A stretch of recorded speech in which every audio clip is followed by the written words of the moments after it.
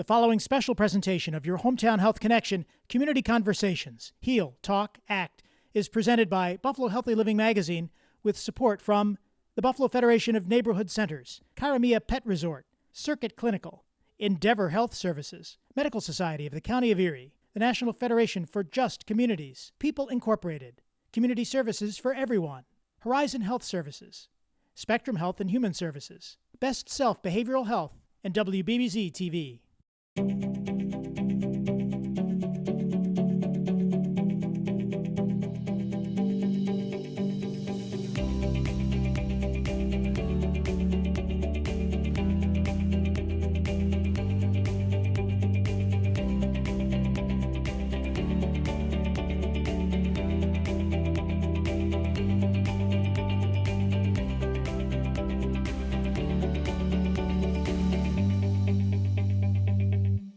Hello, I'm Sandy White with John DeShulo. We have pledged to never forget the hateful racist attack that took the lives of 10 people and injured 3 others on May 14th, 2022. To that end, we are holding bi-monthly conversations through the remainder of this year and hopefully beyond to engage members of our community in honest and sometimes very difficult conversations. Our goal is to better understand our complicated past so that we can create a healthier and just future for all of us. Now, last month, we realized just in speaking with one another how much our backgrounds and upbringing shape the way we think. We also learned how similar we all are in what we need and want for one another as individuals and families. Today we're going to be speaking with 2 exemplary community leaders who can take us back into the history of our community. We're very excited about that and the impact the civil rights movement had on their lives and how being an African American shaped their efforts as activists for positive change. I want to introduce Brenda McDuffie. She served as president and CEO of the Buffalo Urban League from 1998 to 2022. Had the honor of working with her many times. Yes. The Buffalo Urban League is an organization that works to ensure that African Americans, minorities, and disadvantaged individuals can achieve their full potential. She received her undergraduate degree from Buffalo State College and graduate certificate in Human Resource Development from UB School of Management. Brenda serves on several area boards, is a past president of Leadership Buffalo, and has received numerous awards and recognitions, including Buffalo News Citizen of the Year and NAACP Community Service Award. There's more, Sandy. Okay. Business First's 40 Under 40 Award and the United Way Volunteer of the Year, and recently retired from the Buffalo Urban League. Brenda does not rest much, I will tell you. She's still busy. Spends much of her time working to improve our community through board and community involvement. We're happy to have her here. We're honored to have her here with us. We also are happy to have Brother Clifford Bell, who was born in Buffalo.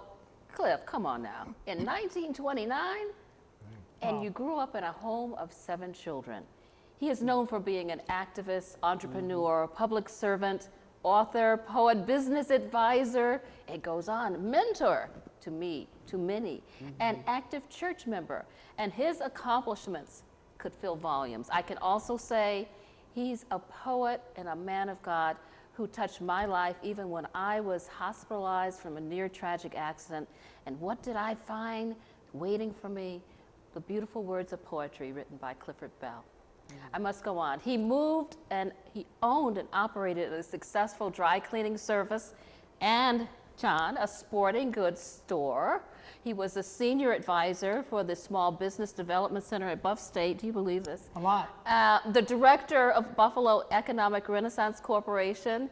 And Clifford Bell founded the Buffalo African American Museum. Love that. He is the recipient of the NAACP and the Buffalo Urban League Medgar Evers Award, the Martin Luther King Jr. Seniors Award by the New York State Governor, with numerous recognitions and honors, including the Honorable Brian Higgins requesting congressional recognition honoring Brother Bell on January 15th. You hear him in the background, 2020. Brother Bell is the recipient also of the Red Jacket Award from the Buffalo History Museum. You know, we need to just speak it out there. There are legends walking amongst us. In 2021, he was recognized as an uncrowned king, and I always thought of him as a king, as part of the Uncrowned Community Builders, and he received the highly honored title of Paramount Chief of the African World. He believes in fairness, John, and equity for all people, and the lives by the following motto. You want to say it together? This bell tolls for the people. Now, Brother Bell grew up in a time when much of the country was formerly segregated, when blacks couldn't use the same facilities as whites or play in the major leagues. He says, yeah, we've come a long way, but there's still a long way to go. There certainly is. And of course, Sandy White, our co-host and the show host, really, an award-winning news reporter and anchor, worked at WIVB Channel 4 in Buffalo, KNBC, Channel 4 in Los Angeles, Channels 2 and 7.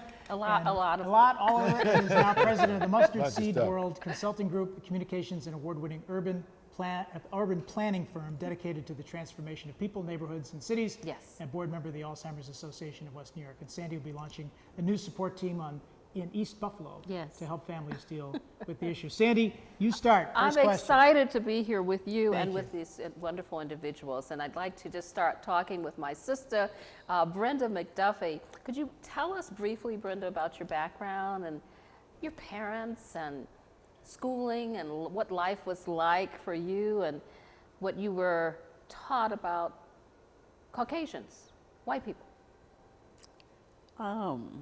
I'll start by saying it's an honor to be here with you and John, and especially my brother Bell. Yes, Brother And Bell. a very special place in my life, in the life of my family, my husband and I. And growing up, I grew up in Brooklyn, and I was sharing earlier that I grew up very close to family. My grandmother lived in the court across the street from us. My father's mother, she raised 12 children, and my mother's mother lived on the other side of the projects, and she raised 8 children. And we moved on a court next door to hers when we needed a bigger apartment. So I always was surrounded by family. I see. I was always guided, disciplined, taught by people who cared about me. But I'm going to tell you something else. It was not only my grandparents that lived in the courts, we were family as a community. Exactly. When I grew up, anyone would show love to you because you were a child. Anyone seeing you do something wrong could discipline you. Right, exactly. Anyone could praise you and compliment you. So it was in that environment, even though it was a low-income housing project in Brooklyn, it was home. And it was a place that nobody knew that they were poor. That's right. I mean, I didn't know I was poor until it was time to go to college, and I was able to get, scholarships, et cetera, and, didn't have luggage to bring You're just to a college. little girl having a good time with family surrounding you. Family and extended family, Yeah, lifelong family. So I have when did- lifelong friends now. When did race come into your purview as Well, being a... I always knew about race because in our project, the families were black and largely Hispanic, primarily from Puerto Rico. And around us, surrounding our neighborhoods, were Jewish and Italian families. And the schools that we went to, we were brought into those schools in their neighborhoods, and they used to call them their neighborhoods. But even in our neighborhood, we had stores, we had services, we had supermarkets, because people had needs. Were people coexisting at that time? Did you have any tensions that would provide you with a concern about... Well, I'm going to tell you, we used to get chased home from school every day, from junior high school, in particular, and high school. We used to have race riots in high school. My high school was a very large high school. You went to school in 2 shifts. Juniors and seniors went in the early morning. Sophomore and freshmen went in the late afternoon. And it was a school where black children and children of Latin descent were brought into that school from predominantly black communities. And so we had a lot of racial tension during that time. I'm talking about late 60s, early 70s, well, 71, I graduated from high school. But my point is, yes, I was very conscious. I knew when I crossed over a certain place, when I was a kid, that things around me changed. Brother Bell, you grew up where there was deep segregation. And unfortunately, I still think, unless I'm wrong, there's still some segregation in Buffalo There's still a lot to of this left. day. Oh, yeah. So you grew up at a time when, what was that like? I guess I just have to ask, what was that like? It wasn't a problem at all. Let me tell you 2 reasons why. First of all, I come up in an environment where all the talk was about love, relationships, help, what you can do to help someone else. I never heard 15 words of racial talk in my family when I was younger that I could take anywhere and do anything with. Because children learn from adults who learn from other adults. And what they do is react to what they're told and do in a negative way because they don't have any knowledge of any other way. We were never negative. My father was a deacon of the church. My mother was chairman of the usher board, First Shiloh Baptist Church. That's where we were raised up from children. We knew more about Jesus than we knew about race. And knowing about Jesus taught us that race wasn't a problem. It's all about men and men sharing and women sharing. And I've always been able to communicate with people. You're not going to be around me for 5 minutes when you don't know me, because I'm going to make sure you do. And also that there's some credibility in relationships. One of the biggest problems we've had, not only in Buffalo, throughout America today, there's never been a conversation about race. It's all about color. And unfortunately, our history takes you always to black. And this is the same mode that's going on throughout the world. I've traveled extensively. In Haiti, there's racial. In the Dominican Republic, there's racial. Every place I've ever been, dark-skinned people of the same vintage, race, language, tradition are treated with less respect than those who are either fair or white. I never understood why. I still don't understand why. How can you hate someone you don't know? You're right. When we had neighbors, they could tell you, Clifford, get out the street now. You know you don't have no better. I'd say, yes, sir, or yes, ma'am, and get out the street. I've had kids I've been around, and I say, you ain't my daddy, don't tell me I'm, It's more important about how you feel about yourself and what you exude to other people. That's why she can go any place and be the only black and white. I've been there many times. And you know what? I'm conscious of only one thing. I'm in the room. What did I come there to do? What am I there about? Who are these people? What value do they have in my life? What's my relationship with them? And where do we go from here? Why I do don't you have think time people for see racist race at times? Why do you think people see race instead of the content of Fear. someone's character? Fear. You understand, when you keep people oppressed for 400 years, you're always afraid of what if they ever get in charge. Because we're an amazing race of people in that we're not hostile. Any other race people I know, going back to the Bible even, if you treat people the way that we've been treated as a race, we would be angry and mad and vindictive. And you know what we do? We go to church and pray to Jesus, forgive them because they know not what they do.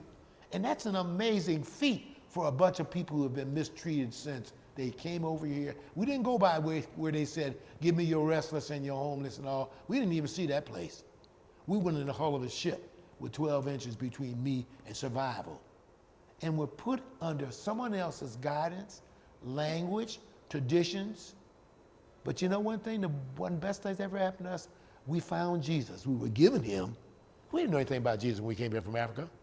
But once we got here, they said, oh, give him Jesus. Oh, tell him how great Jesus is. If you ain't into Jesus, we not only accepted it, we made that one of the strong points of our existence today. The black church is one of the strongest institutions in the world. And you know why? Because I believe in Jesus, and you really can't hurt me. If you think you can, read the 27th Psalm. Which and one? you'll find out. It says you can't hurt me because Jesus, I'm in his protective care. Brother Bell, how old are you? I'll be 93 this year. How did you make it to 93? I don't know. I sometimes think about some of the instances I've been in and conditions I've been under. And I thank the Lord, I've come through some stuff that I wasn't sure where I was going to end up at, but I know I kept on moving. And I've never been discouraged about things. I'm serious. I've always been positive. Nobody knows me, even since I was born, and never heard me talk about folks negatively or talk negativity, period. Right. And I think it's faith also plays a key We role. are in just going to bring up the faith, Absolutely. and I think we have to dovetail from the faith into what we've learned from the recent Tops tragedy. racist shooting, in that faith has seemed to have played a major role in trying to heal, obviously, to bring us together. What did we learn, Brenda and Brother Bill, from, I'll start with you, Brenda, from the... Brenda, go first. Yeah, we've learned a lot from the tragedy, and we're still grieving, Yeah.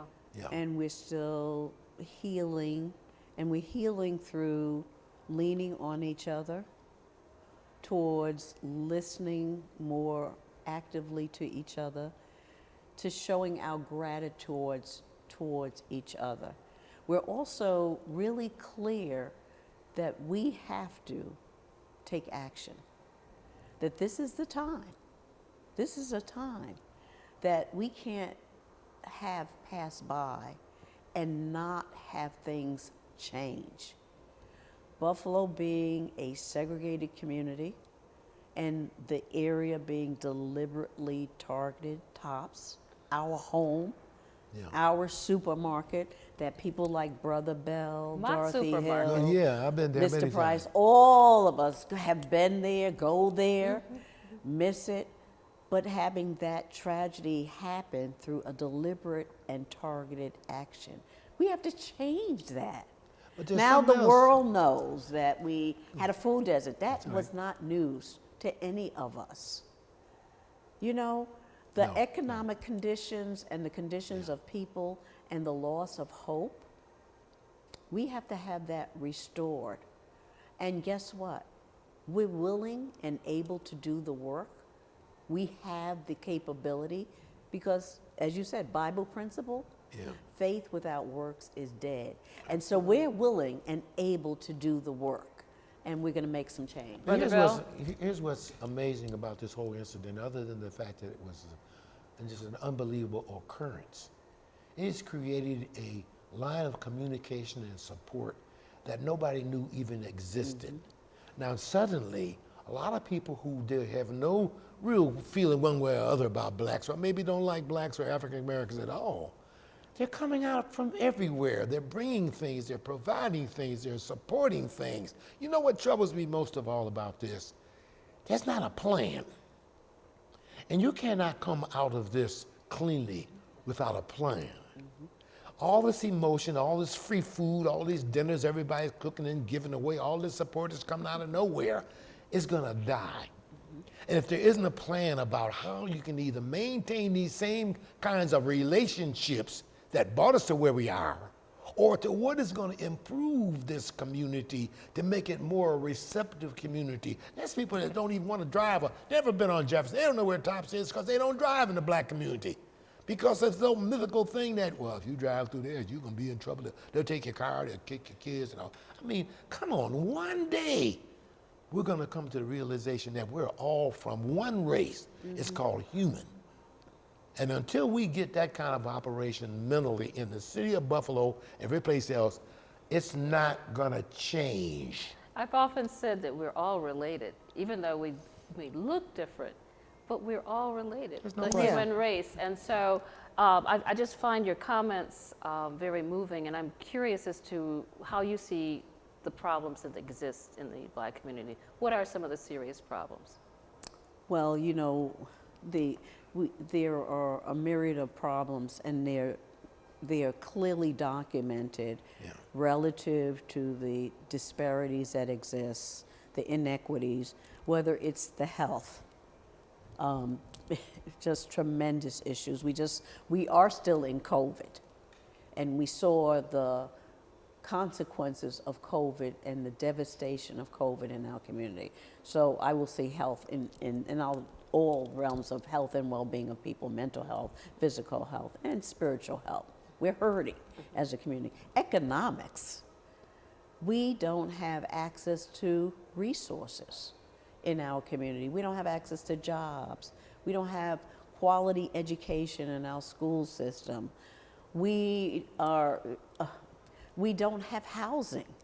We don't have affordable housing. quality housing. that's what it was. Quality, affordable housing in our community. When we look around not only our community, we need so much.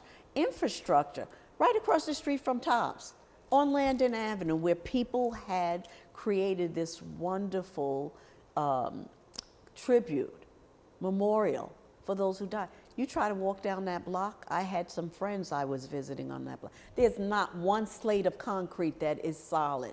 That block is all torn up.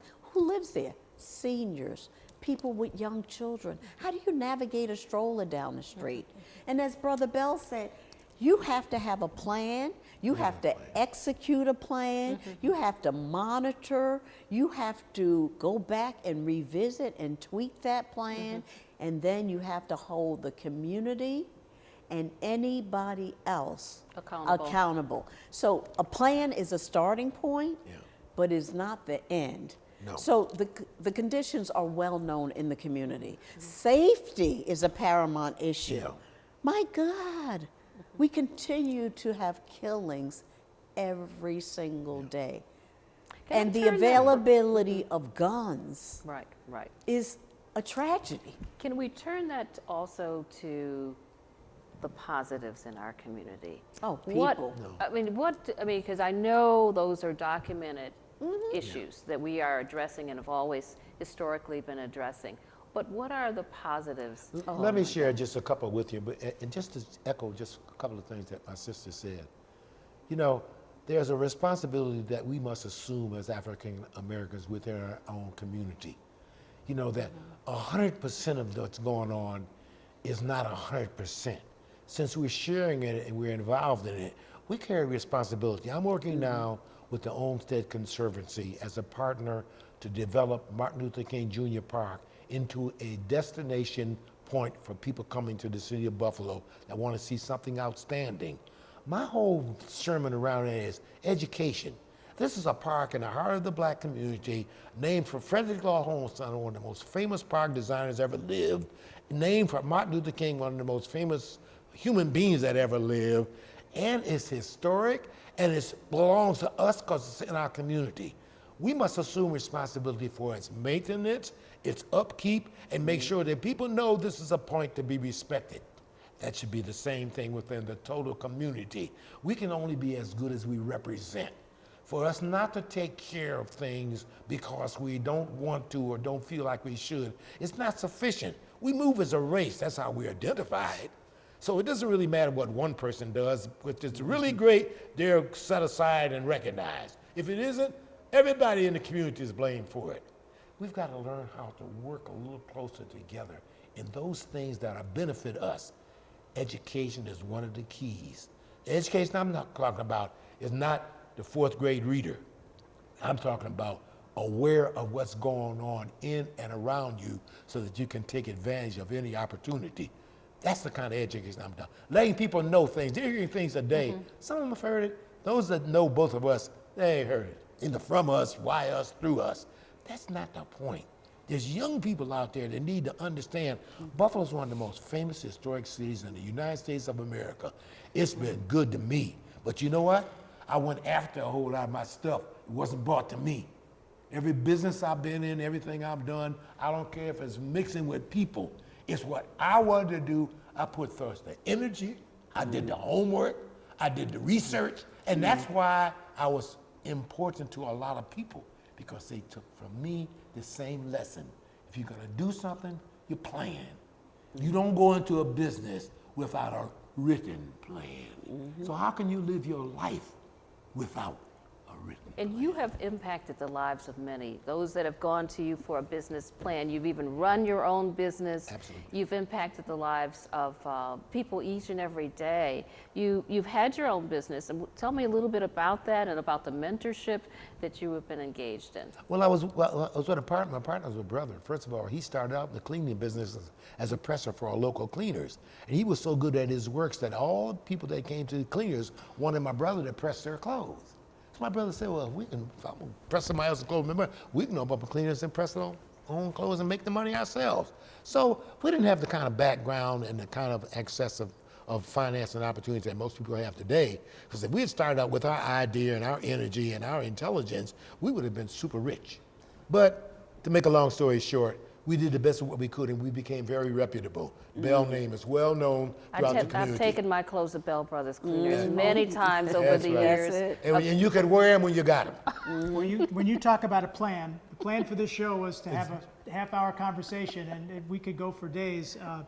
We are almost out of time. No way. We Okay. are It's not almost out of possible. time. We knew it But would be let me just short. say something to what Sandy said.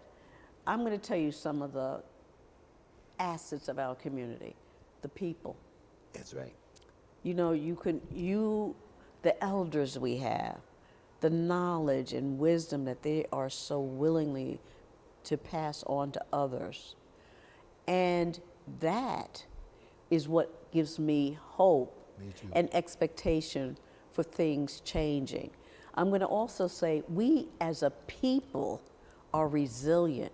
We're constantly getting We don't up stay down. in spite of, because we have to prepare the next generation and generations behind them. But we don't, as the Sankofa bird, we do look back. And we learn from our history, and we have to teach our history and our knowledge of the people who we are and where we come from. So I would say the people are our biggest asset, and what gifts we have and that we are willing and lovingly always willing to share. As I've often heard it, the saints say, and all those working in the field, keep on keeping on. That's Yeah, it. absolutely. We hope to have, and will have, Brenda McDuffie and brother Clifford Bell back on another edition of your Hometown Health Connection, our community conversations. And Sandy, I can't thank you enough for joining I us. always enjoy being with Our you. pleasure. And Been a so pleasure. make sure you support the Buffalo Urban League, everybody. Very important That's to right. do. Absolutely. All right, that's going to wrap up this particular edition of the program. We thank you for watching, and thank Annette Pinder and Buffalo Healthy Living Magazine for putting Love this you, together. Annette. And we will see you on the next edition on the Community Conversations here on WBBZ-TV.